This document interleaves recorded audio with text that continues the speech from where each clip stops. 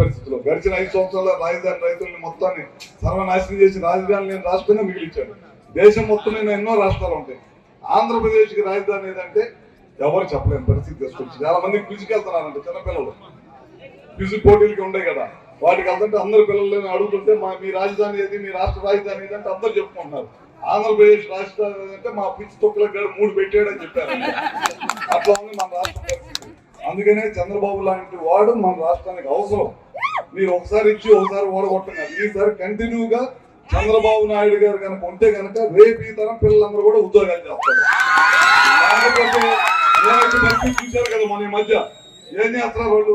మన పార్టీ అధికారం ఉన్నప్పుడు ఏ రకమైన కార్యక్రమాలు చేస్తుంది, వాళ్ళ పార్టీ అధికారం ఉన్నప్పుడు ఏ రకమైన కార్యక్రమాలు చేస్తుందో మీరు ఒకసారి చూడండి. ఇవాళ కార్యక్రమాలు చూస్తుంటే నేను తమిళనాడు నుంచి ఇన్ఛార్జ్ మినిస్టర్ ఉన్నా, ఇవాళ పొద్దునే ఫోన్ వచ్చింది ఎక్కడో చనిపోయారు. అట్లా వాడు చేసిన ఫ్యాక్షన్ రాజకీయాలు చంద్రబాబు టైంలో రాయలసీమలో ఈ చుట్టుపక్కల ప్రాంతాలు అన్నింటిలో కూడా అంతరించాయి. కానీ పల్నాడు ప్రాంతంలో కూడా వాడు తీసుకొచ్చిన సంస్కృతి వెళ్ళిపోవాలి. పల్నాడు ప్రాంతాన్ని మొత్తాన్ని కూడా జగన్మోహన్ రెడ్డి టైంలో సర్వనాశనం చేసి వదిలిపెట్టాడు. వాళ్ళతో కూడా ఆ కక్షలు కార్యక్రమాలు ఇంకా కొనసాగుతూ ఉంటాయి.